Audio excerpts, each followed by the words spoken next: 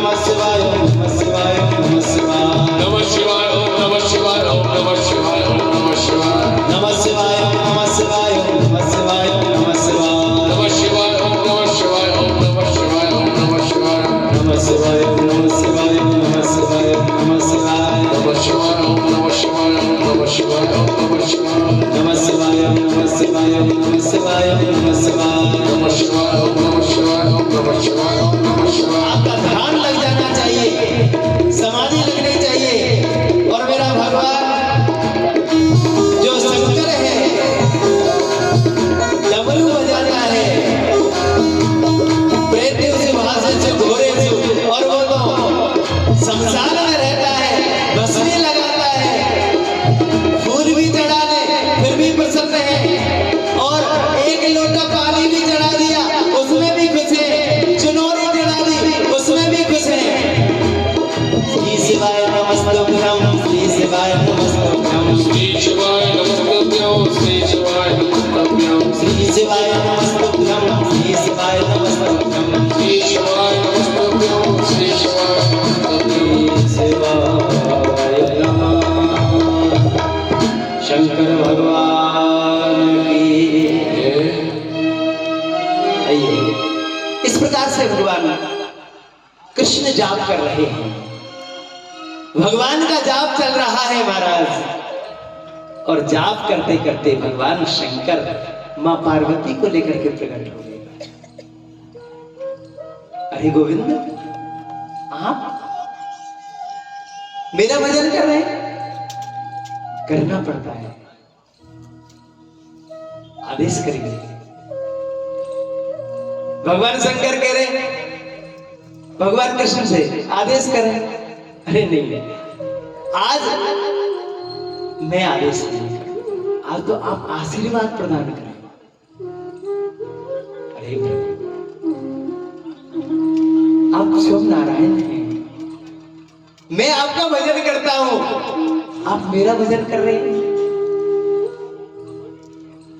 बताइए क्या चाहिए महाराज? मेरी जो पटरानी है सत्यभामा, उसके कोई पुत्र नहीं है। मैं चाहता हूं कि उसके एक पुत्र हो जाए।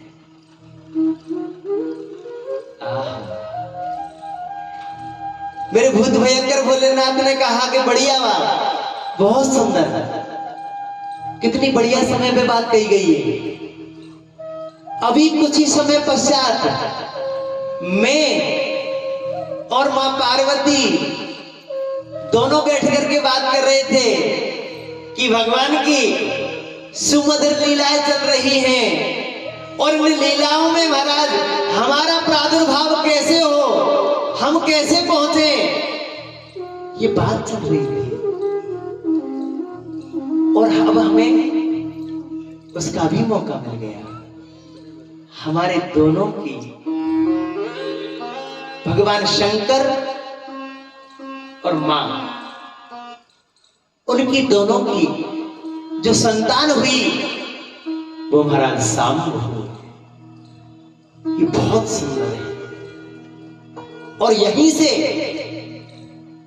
ये भी संकेत कर दिया कि यदुवंश के विनाश का ये कारण होगा। शंकर तो मेरा अविनाशी है महाराज। इस प्रकार से देखें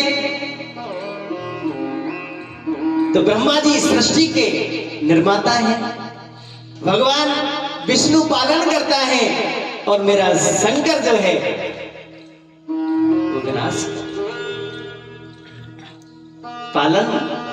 ये इन तीनों देवों की, पर अगर बात करें है ये तीनों एक, पर अगर हम अलग अलग रूप में देखना चाहें, आपने श्रवण किया था सच्चिदानंद रूपाय विश्वोत्पत्त्यादि हेतवे तापत्रय विनाशाय श्री कृष्णाय वयं नमः। श्रवण किया था पहले दिन आपने महात्म में, वहां कहा तीनों जो प्रकार से महाराज लालन पालन, सृष्टि बनाना, संहार करना, ये सब प्रभु का खेल है। और यहाँ हमने अलग अलग करके देखा तो सृष्टिकर्ता ब्रह्मा है, पालन करता मेरा विष्णु है और संहार करता भगवान शंकर है।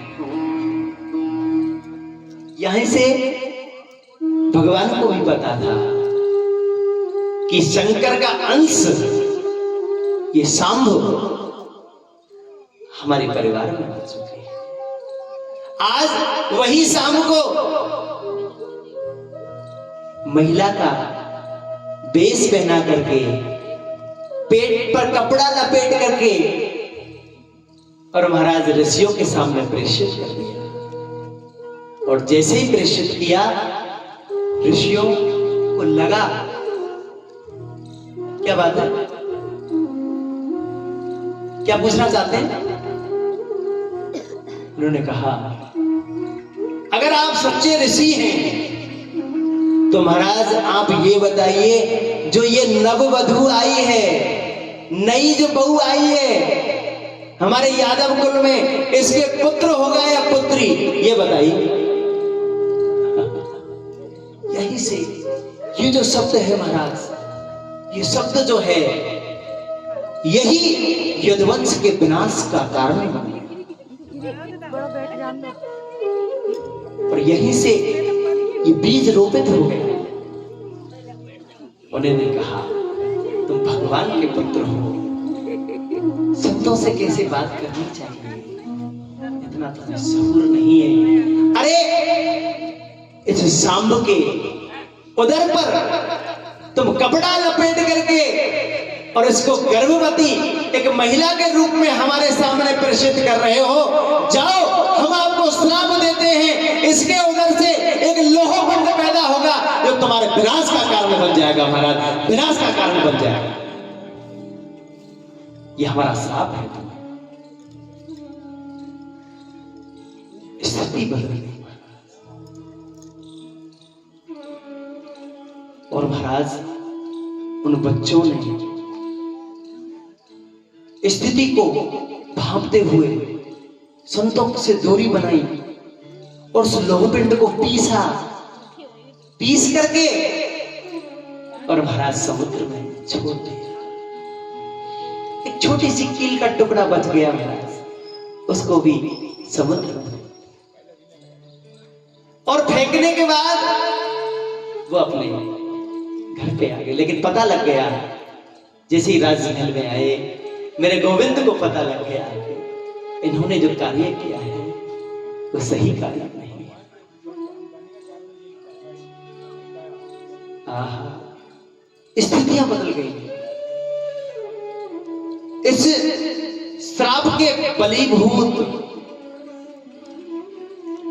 आपस में यादव लड़ने लगे। पहले देखो, जब कोई शुरुआत होती है ना महाराज, अपन जब लड़ाई की शुरुआत होती है तो डायरेक्ट लड़ाई नहीं होती है, पहले शब्दों की लड़ाई होती है। शब्द टकराते हैं और शब्द जब पूरे हो जाते हैं, अब माता जो बैठी हैं उनको लड़ने का बहुत अनुभव होता है, पुरुष तो कम लड़ते हैं, माताओं को लड़ने का बहुत अच्छा अनुभव होता है। तो महाराज जब शब्द छूट जाते हैं, कम पड़ जाते हैं, जब शब्दों की मर्यादा पूरी हो जाती है, उस समय महाराज अपने हाथ उठना शुरू होते हैं। और जब हाथों की मर्यादा पूरी हो जाती है, उसके बाद अस्त्र शस्त्र ये निकलते हैं। और अस्त्र शस्त्र से भी घातक आज की जो लड़ाई होती है वो अस्त्र शस्त्र से नहीं होती महाराज। आज तो परमाणु बम, एक छोटा सा देश, उसके ऊपर जो वर्तमान परिस्थिति, रूस ने उस देश को तहस नहस कर दिया महाराज। पता ही नहीं लग रहा है कितना लंबा वो युद्ध चल रहा है। भारत ने मध्यस्थता करने की कोशिश की महाराज। भारत तो संतों की भूमि है और आज इस भारत की गद्दी पर बैठने वाला जो प्रधानमंत्री है महाराज, वो गौ भक्त है। वो जानता है कि देश को कैसे चलाना है, उसको अनुभव है महाराज, और वो अनुभव बांट रहा है। लेकिन कुछ बुद्धि वाले लोग अभी शायद हो सकता है उनको और परीक्षा देनी पड़े। लेकिन मैं तो एक ही निवेदन कर रहा हूं आपसे, वो व्यक्ति अहरनिश 18 घंटे उसकी कैपेसिटी देखिए महाराज, वो मात्र 6 घंटे की नींद लेता है और उसका प्रयास ये रहता है मेरी भारत माता के ऊपर कोई आंच नहीं आ जाए, मेरे भारत का सिर झुके नहीं, उत्तरोत्तर वृद्धि करें, उत्तरोत्तर वृद्धि करें, ये चाहत है उसकी। और देशों की पहचान, किसी देश की पहचान लड़ाकू विमानों से है, किसी की पहचान परमाणु बमों से है, लेकिन मेरे भारत की जो पहचान है वो तो ऋषियों से है, संतों से है। योग की भूमि रही है भारत और विश्व गुरु रहा है मेरा भारत। ऐसे ही विश्व गुरु नहीं बन गया महाराज, इसके पीछे बहुत छिपे हैं हम लोग। और अब ऐसा योद्धा, ऐसा यशस्वी शासक हमारे बीच में है महाराज।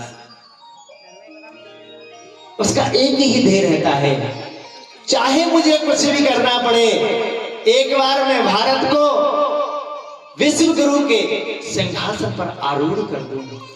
उस समय में जब तक भारत को पूर्ण रूप से सुरक्षित नहीं देख लूं, इसकी सीमाएं सुरक्षित नहीं हो जाए, जब तक मैं चैन नहीं लूंगा महाराज, चैन नहीं लूंगा, चैन नहीं लूंगा। ये मेरे यशस्वी प्रधानमंत्री की बात है। और आज यादव कुल के जितने भी पौत्र हैं, पुत्रियां हैं महाराज, आपस में लड़ना शुरू कर दिया। तेगा और जितने भी अस्त्र शस्त्र से सब निकल के बाहर आ गए, आपस में लड़ने लगे, आपस में युद्ध होने लगा और लड़ लड़ करके महाराज जितने भी यादव थे वो सब नष्ट हो गए।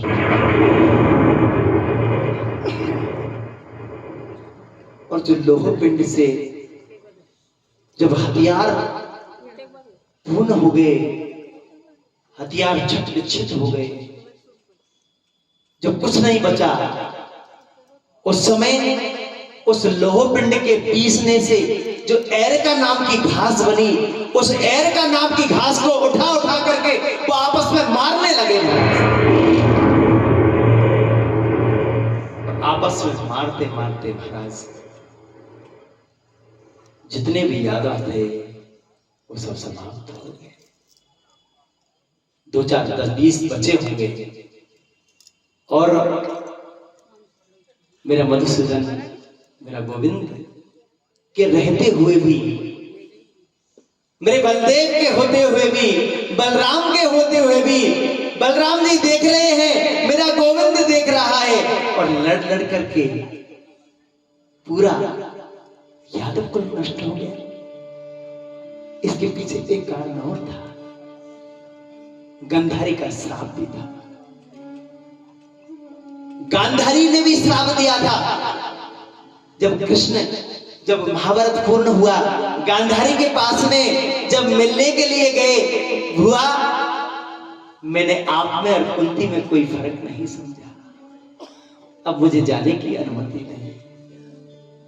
रोज में आकर के कुंती उस गांधारी ने कहा कि कृष्ण, तेरे कारण मेरे 100 पुत्र मारे गए। मैं 100 पुत्रों की माता थी,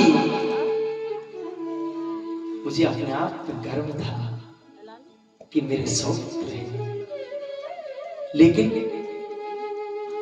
मात्र एक गलती हुई कि मेरे जो पतिदेव हैं उनका एक ही कारण था महाराज कि वो पुत्र मोह में कुछ नहीं देख पाए, और उस पुत्र मोह के कारण संपूर्ण कौरव परास्त हो गए। लेकिन हे गोविंद, हे मधुसूदन, हे द्वारकाधीश, अगर तुम चाहते तो इस युद्ध को टाल सकते थे। तुम चाहते तो ये तस्वीर बदल सकती थी, लेकिन तुमने नहीं चाहा। तुमने वही चाहा जिससे मेरे 100 पुत्र मारे गए। मेरे 100 पुत्रों की बलि लग गई महाराज।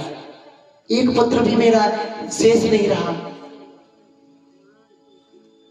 हे कृष्ण, हे द्वारकाधीश, मैं तुझे श्राप देती हूं, जिस प्रकार से मेरा पूरा कौरव वंश नष्ट हो गया है, इसी प्रकार से तेरा यदुवंश भी विनष्ट हो जाएगा, नष्ट हो जाएगा। वज्र की तरह ये बात लग गई महाराज। और महाराज यही कारण था कि कौरव आज आपस में लड़ करके समाप्त हो गए। तो जितने भी यदुवंश थे, यदुवंशी हैं, यदुवंशी आपस में लड़े और लड़ते लड़ते उनका समाप्ति की ओर हो गए, और कुछ बचे वो इधर उधर आ गए। प्रभु को पता था कि ऐसा होना है।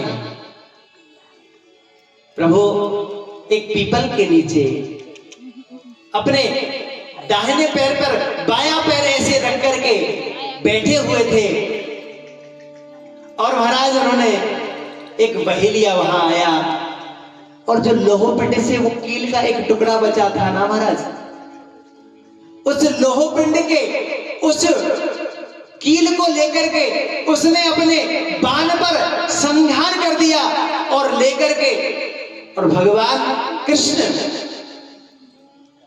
वहां बैठे हैं, और उसको लगा पैर के ऊपर पैर है मेरे गोविंद के पैरों को, उनको लगा कि कोई हिरनी बैठी है क्या। और महाराज उस बहेलिए ने वही कील का टुकड़ा आगे तीर पर लगा करके संधान कर दिया।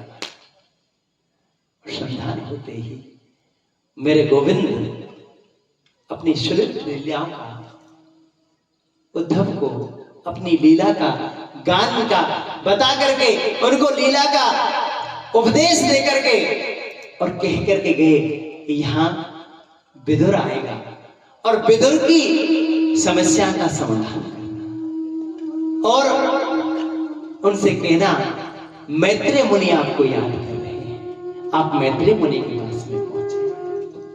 संपूर्ण यदुवंश का विनाश हुआ। इधर जैसे ही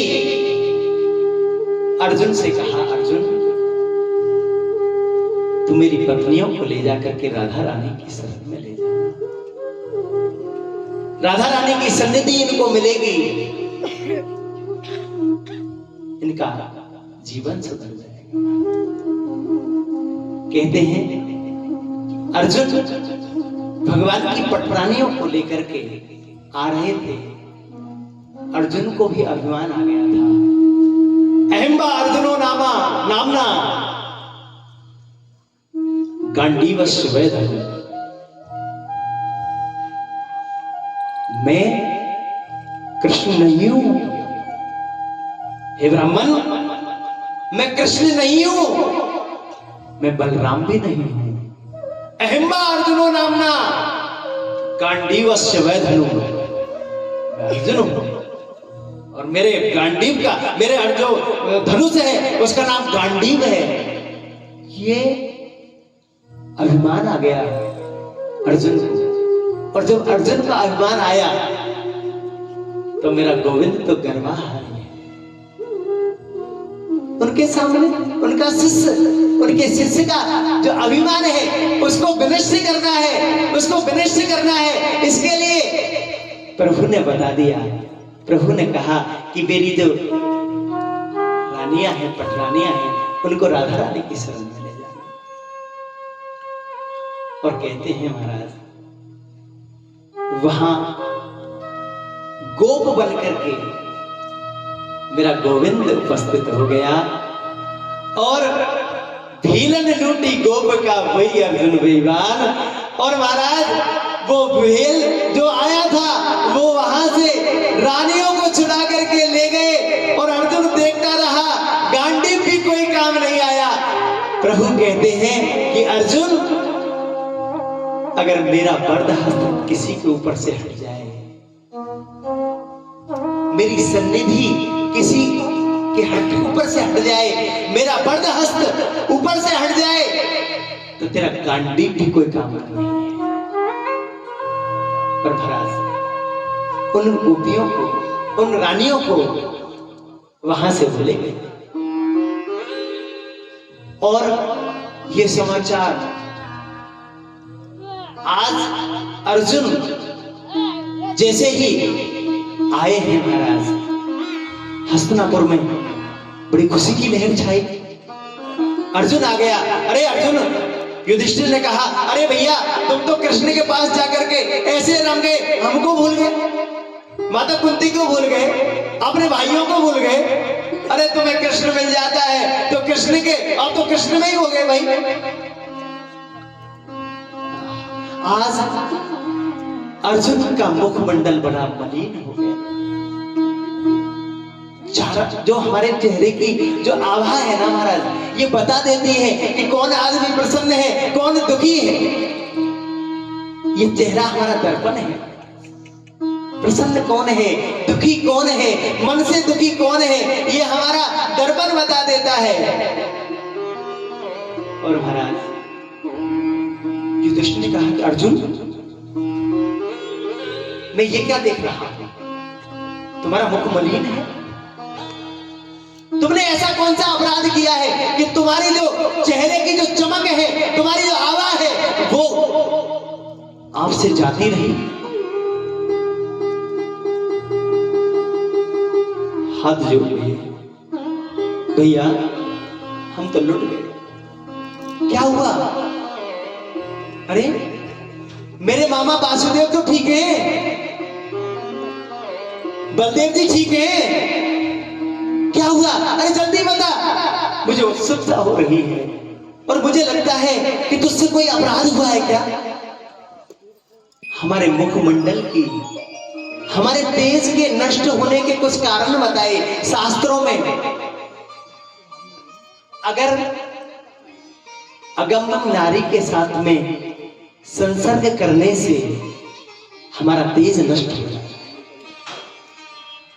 दूसरा कारण बताया, गैया मैया का अपराध हो जाए कि 33 कोटि देवताओं का चलता फिरता मंदिर है महाराज। गाय माता का अपराध अगर आपसे हो जाए तो भी हमारे चेहरे का तेज समाप्त हो जाता है। और महाराज अन्य अन्य कारण बताए, ऐसा कौन सा अपराध तुमसे हुआ है? जल्दी बता अर्जुन, मुझे बहुत उत्सुकता हो रही है। अरे क्या हुआ है? मेरे मामा वासुदेव ठीक है, कोई घटना तो नहीं घटी है? तेरा तेज बता रहा है, तेरा चेहरा बता रहा है, कुछ न कुछ बड़ा घट गया। अर्जुन के नेत्र तो सजल हो गए। अर्जुन ने कहा, महाराज हम तो लुट गए। क्या हुआ? कृष्ण के पुत्रों ने ऋषियों का अपमान कर दिया और मेरे गोविंद भी लीला समाप्त करके सुधामा। और ये बात जैसी अर्जुन ने कही, पड़ोस में खड़ी दरवाजे के पीछे मां कुंती ने सुनी। और जैसे ही मां कुंती ने सुनी, सुनी, मेरा गोविंद इस धरा धाम को छोड़ करके चला गया, अब मैं जी के क्या करूंगी। और राम राम कह राम कह, राम राम कह राम, तन पर हरे रघुवर धरे, राम गए सुरधाम। जिस प्रकार से राम के वियोग में महाराज दशरथ ने अपने इस पंच तत्व के शरीर को 1 मिनट में छोड़ दिया था, उसी प्रकार से आज मां कुंती ने सुना मेरा गोविंद इस धराधाम पर नहीं है, अब मैं जी के क्या करूंगी, और 1 मिनट में प्रणाम किया।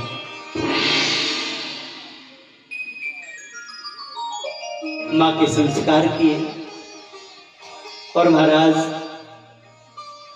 राजा आज युधिष्ठिर हैं, उन्होंने सोचा कि जब गोविंद ही धराधाम पर नहीं है, मां भी हमें छोड़कर चली गई है, अब हमारा जीवन, हमारा आगे का जो समय है इस धराधाम पर पूरा हो गया है। इसलिए छोटे से नन्हे से बालक परीक्षित को आज सिंहासन पर आसीन किया और राज तिलक कर दिया। छोटे से नन्हे परीक्षित ने कहा, अरे महाराज, अरे पिताजी, अरे बाबा साहब, आप ये क्या कर रहे हैं? मैं तो अभी छोटा हूं, मुझे राजा क्यों बना रहे हैं? हमारे जो सैनिक हैं तुम्हारी बहुत सुरक्षा करेंगे, हमारे जो सैनिक हैं, महामंत्री हैं, इनकी सलाह लेना, अन्य अन्य उपदेश किया। और अंत में ये भी कह दिया, राजा का ये कर्तव्य है कि राजा के सामने अगर कोई शरणागत आ जाए तो चाहे प्राणों की बाजी लगाकर भी उसकी रक्षा करना, हमेशा सत्य पर अड़िग रहना और प्रभु के गुणानुवाद गाना, प्रभु का नाम कभी मत भूलना।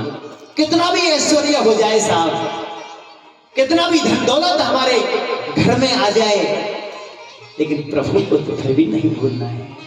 अगर गोविंद को भूल गए तो महाराज वो जो क्षण भंगुर, ये क्षण का काम है, प्रभु की अगर निगाह हटी तो दुर्घटना घटी। इसलिए कोशिश करिए जितना वैभव बढ़े, जितना धन बढ़े, इतनी माला ज्यादा बढ़नी चाहिए। प्रभु कहते हैं कि मैं माया तो देता हूं, 2 प्रकार से माया आती है महाराज, मैं 2 प्रकार से माया देता हूं।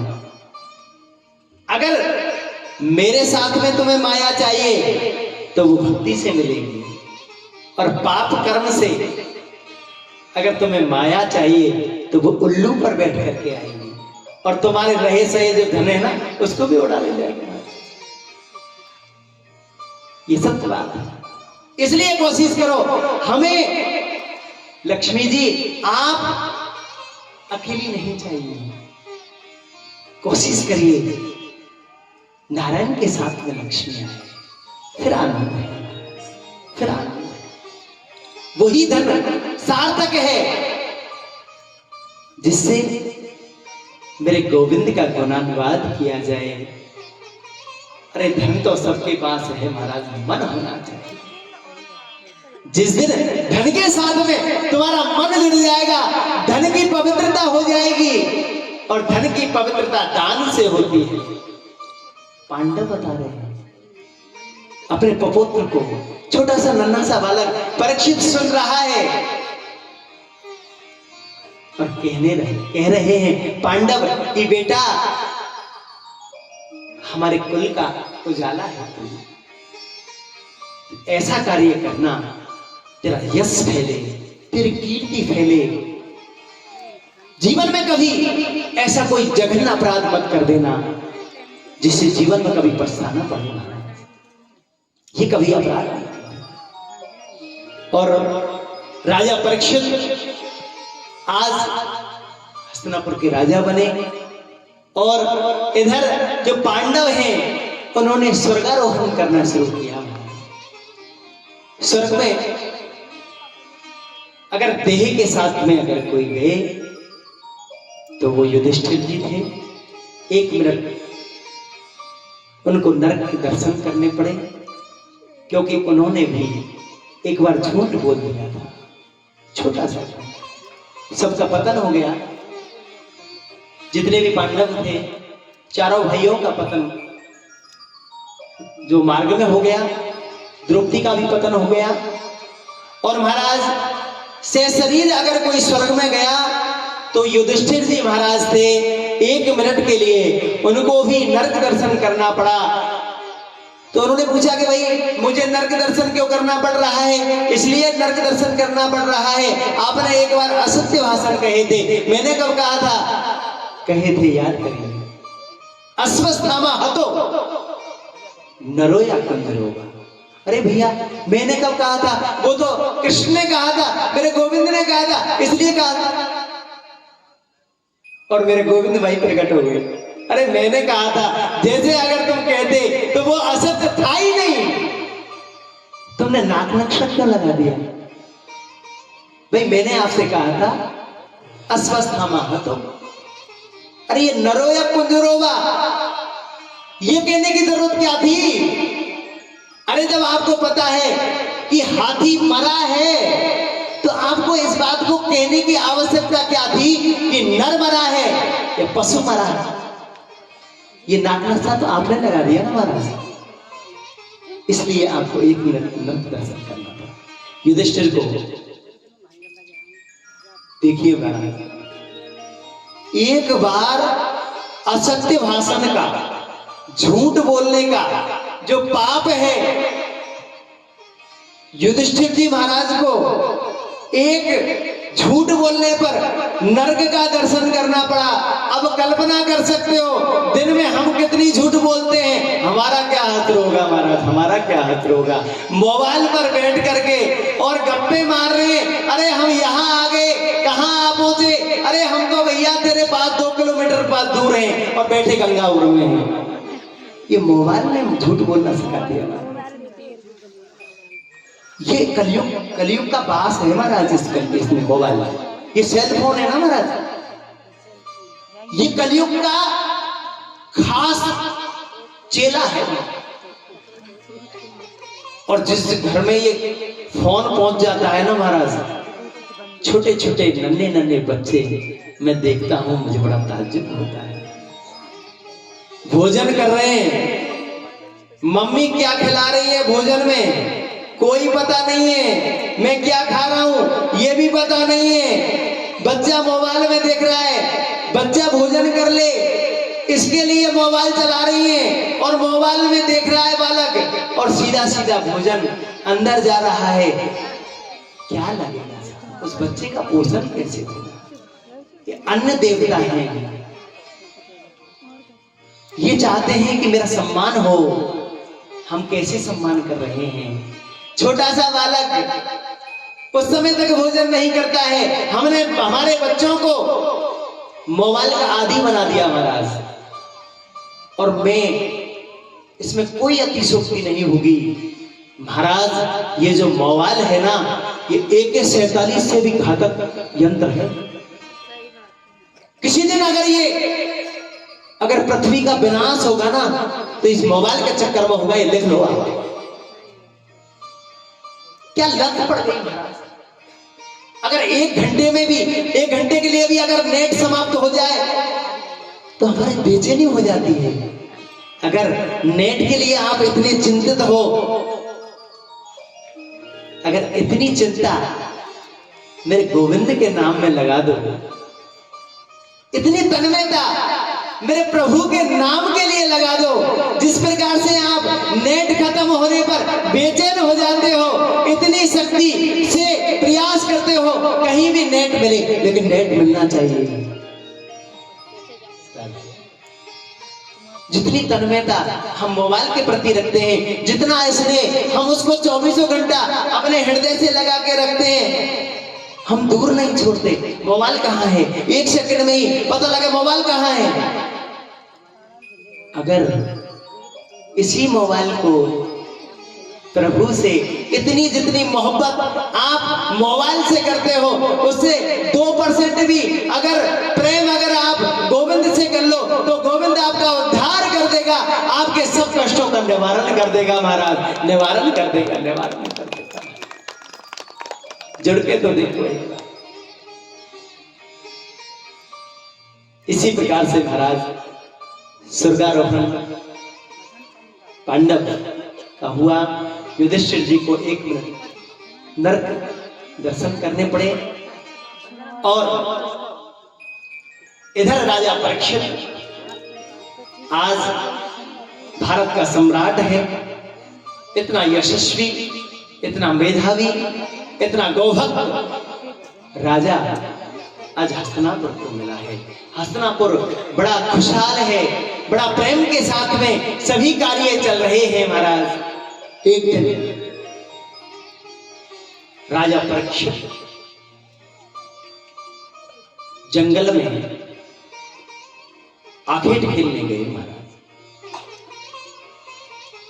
अब आखेट खेलने गए तो उस समय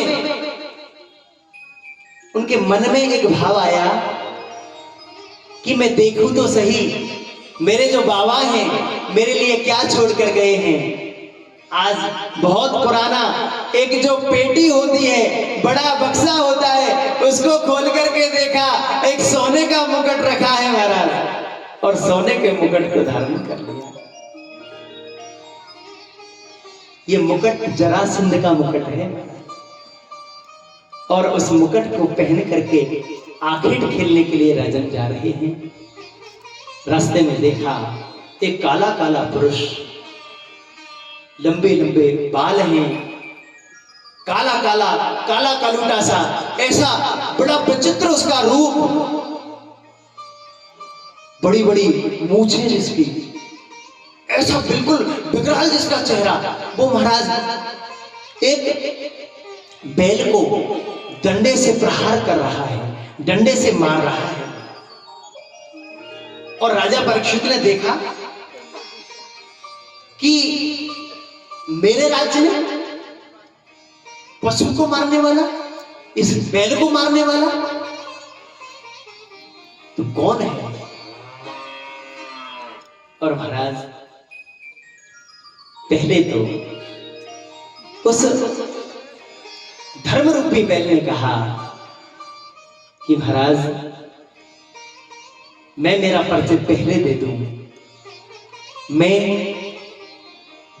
धर्म हूं। मेरे सतयुग में 4 चरण थे, सत्य, दया, दान और पवित्रता। जैसे त्रेता आया, सत्य, दया और दान एक पैर में रख दिया। द्वापर आया, सत्य और दान, और कलयुग में मेरे एक चरण रह गया, वो है सत्य। इसलिए ही हम आपसे बार बार निवेदन कर रहे हैं, इस कलयुग में परमात्मा सत्य में वास करता है, सत्य को साथ दो। ये चरण है धर्म का, अब ये स्थापित हो रहा है। जब तक आप इसका सेवन कर सकते हैं, इसकी पालना कर सकते हैं। और महाराज उसने देखा और राजा परीक्षित क्रोध मुद्रा में आकर के उन्होंने कहा कि निकल जा मेरे राज्य से। कहां जाऊंगा? ये मेरा समय है, ये मेरा समय आ गया है, मैं कहां जाऊंगा? हाथ जोड़ करके विनय करने लगा, ये मेरा समय आ गया है, इसलिए मुझे शरणागत, मैं आपकी शरणागत हूं। तो महाराज परीक्षित को याद आया कि मेरे बाबा हैं, वो ये कह के गए थे कि अगर शरण में कोई दुश्मन भी आ जाए उसको सब माफ कर देना, उसको क्षमा कर देना। और महाराज आज कलयुग को क्षमा कर दे, शरण दे दी, और 4 स्थानों को कि मुझे रहने के लिए कुछ व्यवस्थाएं दो महाराज। और 4 स्थान महाराज आज कलयुग को दिए हैं कि अभ्यर्थी तदा तस्मै स्थानानि कले द्यूतं पानं स्त्रिया सूना यत्र धर्मशतविधि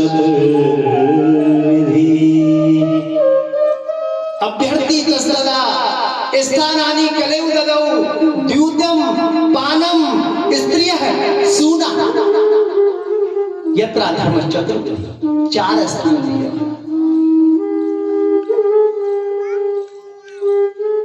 द्यूत जहां जुआ खेला जाता है, जहां ताश खेली जाती है, वहां कलयुग का वास होता है। पानम जब मदरा पान की जाती है, जहां मदरा पी जाती है, वहां कलयुग का वास होता है। स्त्री जहां वेश्यावृत्ति होती है, वहां पर कलयुग वास करता है। शूना हिंसा जहां निरपराधों को मारा जाता है, पशुओं की बलि दी जाती है, निरपराधों को मारा जाता है। अभी एक छोटा सा देश मुसलमानों का था, उसमें क्या नरसंहार हो गया। लोगों को सड़क पर निकाल करके और उनको मारा जा रहा है।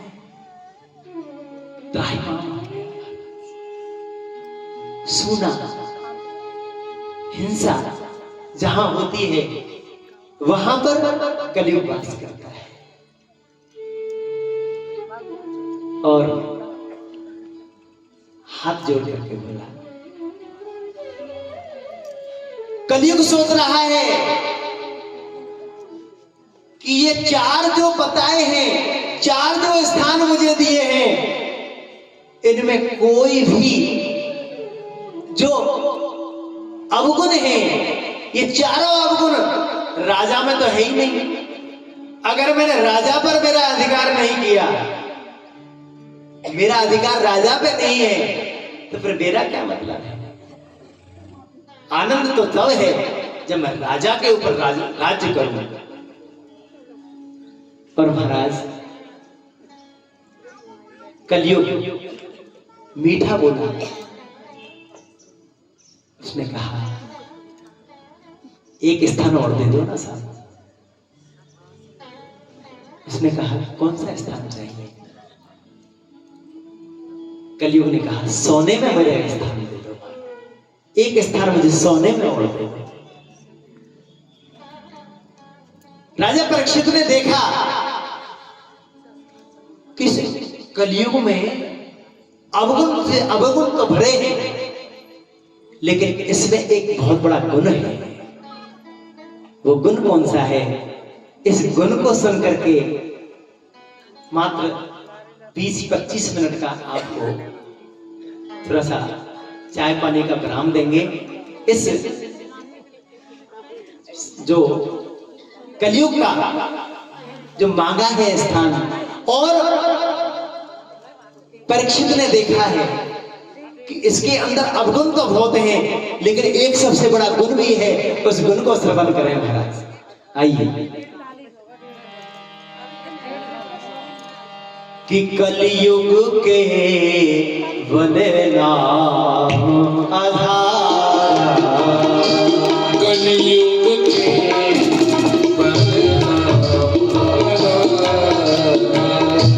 कलयुग के वनना आधार, कलयुग के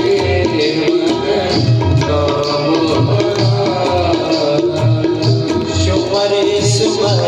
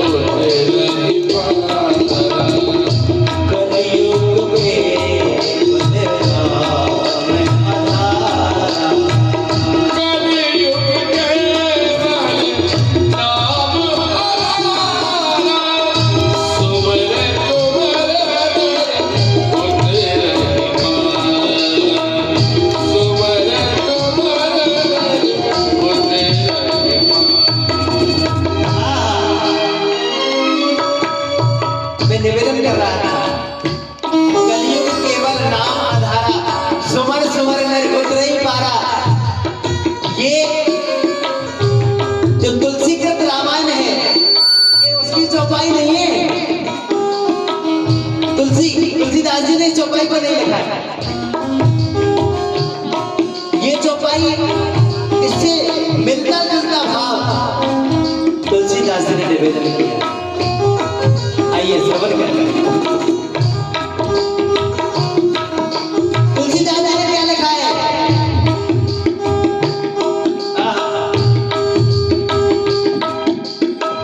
कल जुग यज्ञ ज्ञान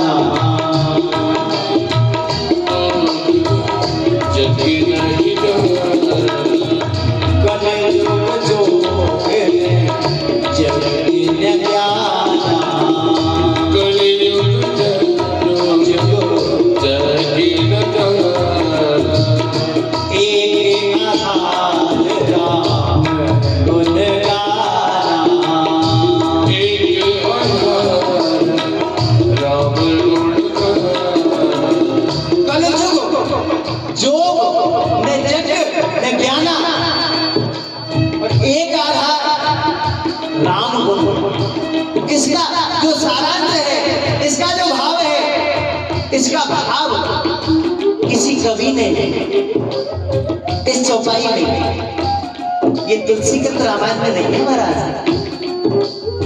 मैंने जो बोला है अब ये तुलसीदास जी ने लिखा है। लेकिन कलयुग के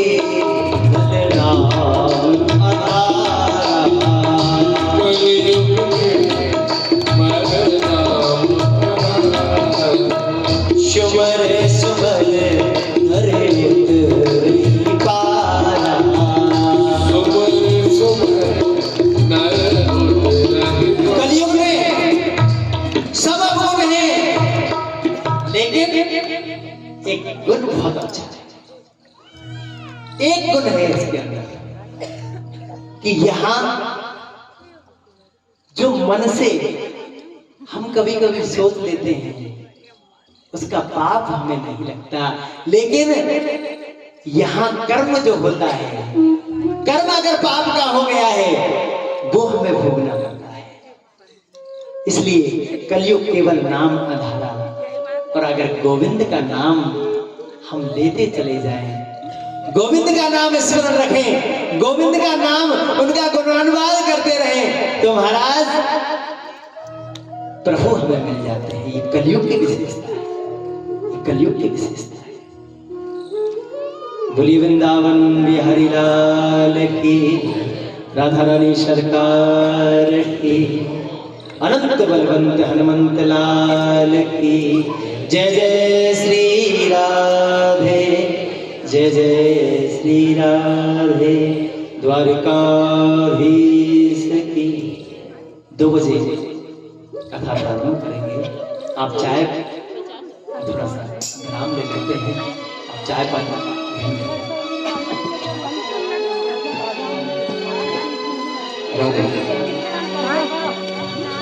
अरे माखन माखन के मेरी गुजरी, अरे मत माखन को जिक्र करे, वो माखन पे कन्हैया रुदन करे, माखन पे कन्हैया रुदन करे, माखन पे कन्हैया रुदन करे, माखन पे कन्हैया रुदन करे, माखन माखन के मेरी गुजरी, अरे माखन माखन के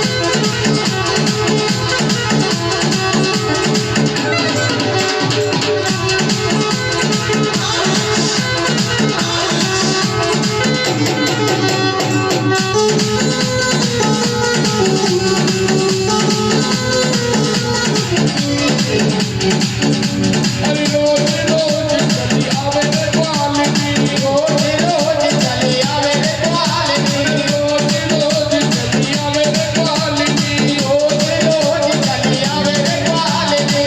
और मेरे हाथ पड़े मांगन कन्हैया रुदन रे, मांगन कन्हैया रुदन रे, मांगन कन्हैया रुदन रे।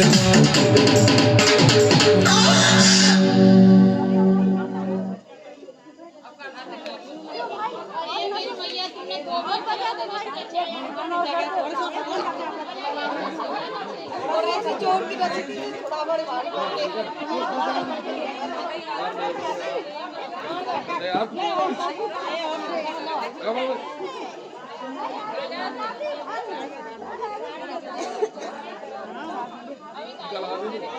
भाई ने तो बदन बदन खा तुम देख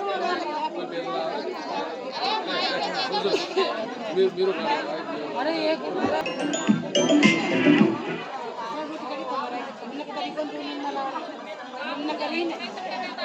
अंदर का काजू निर्माण तो करी अब आगे बुला रहे हो आ रहे हो बुला रहे खावा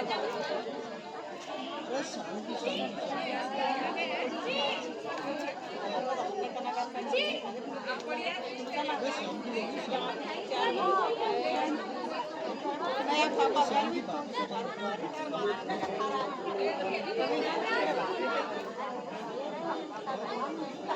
हमारे तो